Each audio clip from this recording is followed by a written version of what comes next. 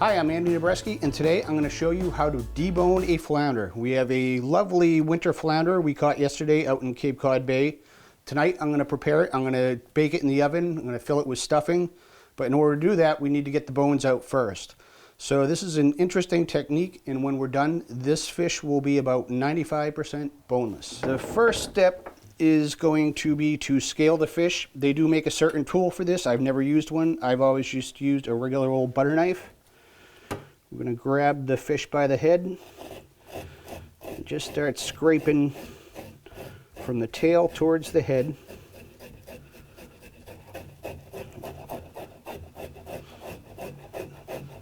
And if I was smart, I would have done this outside so I don't end up with scales all over my kitchen, but it's too late for that now.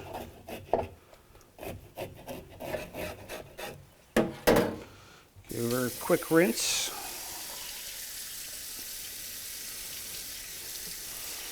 And we don't need to scale the belly on a flounder. You can see it's got a much different skin under there.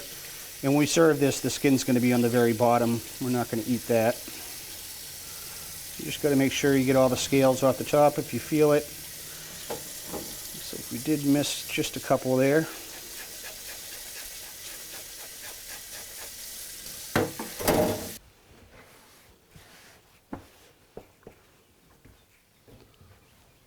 This fish has already been gutted, and we also want to remove the head in order to get the bones out of here. So I am just going to use a pair of kitchen shears. That'll make short work of getting the head out of there.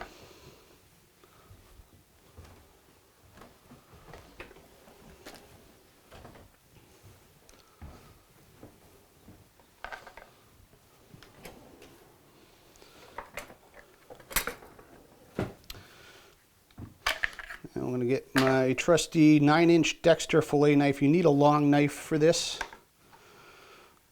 And we're going to start just by, as if we were filleting a fluke when you have 4 sections off of it. Cut straight down the middle all the way to the tail. And once you hit the bones, you're just going to angle the knife outwards. And you are going to have a few rib cage bones towards the top you're going to have to cut through. I'm just going to slowly work that down.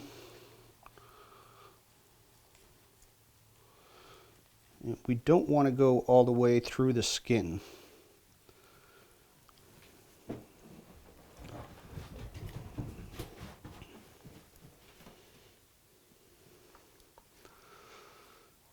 And you can see we have some sort of innards here. I am not a marine biologist. I do not know what this is, but I know I don't want to eat that. So we'll pick that out of there.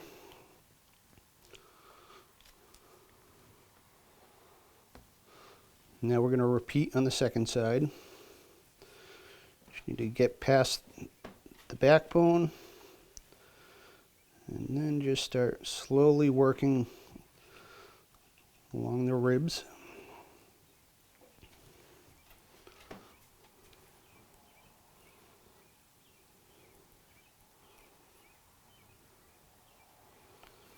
And once you can start seeing these little fin rays in the meat, that means we're just about at the skin, and we don't want to go any further. Next, we are going to slide our knife underneath the ribs.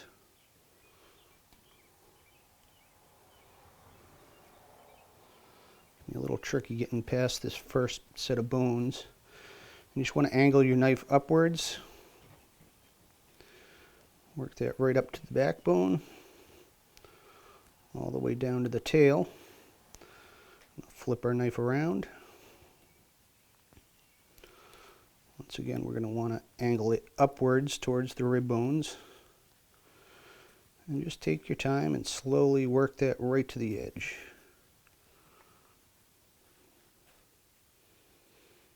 And be careful not to go too far and cut through that skin. Now we're going to repeat that on the second side. I like to work towards the backbone first and then flip it around. And this is why you really need a long blade. You can see I'm pretty much maxing out this 9-inch knife on this little fish here. So we get that to the backbone, turn the knife around.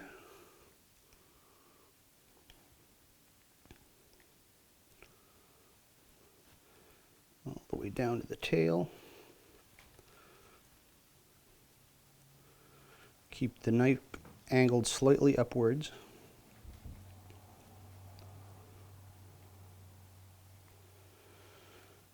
And we are just about there. Now we're going to use a pair of kitchen shears.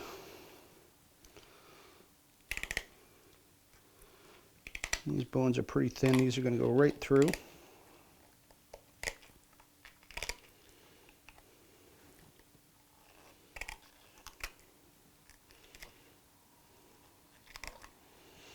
Get that first side cut out. Now we just need to carefully work around the backbone because that's still separated to the bottom fillet.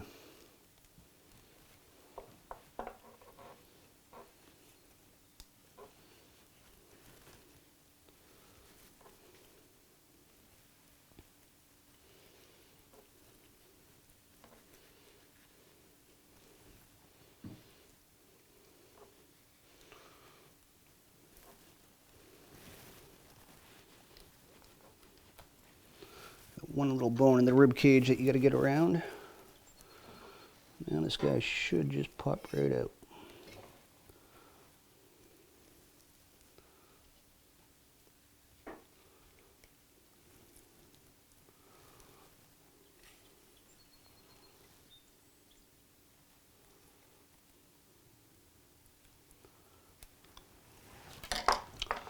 Now we just need to separate the bones on this side with the kitchen shears.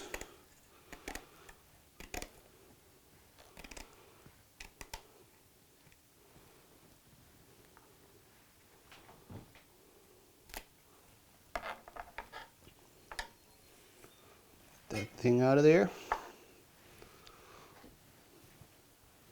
You can see that's all that's left of the bones. Just a little bit of meat along the backbone, but that's pretty good. If you want to get a shot of that held up to the light.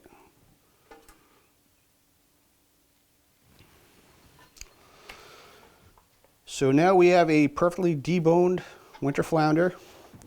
We're going to pack this with stuffing, flip these back up, put it in the oven, and have an awesome dinner.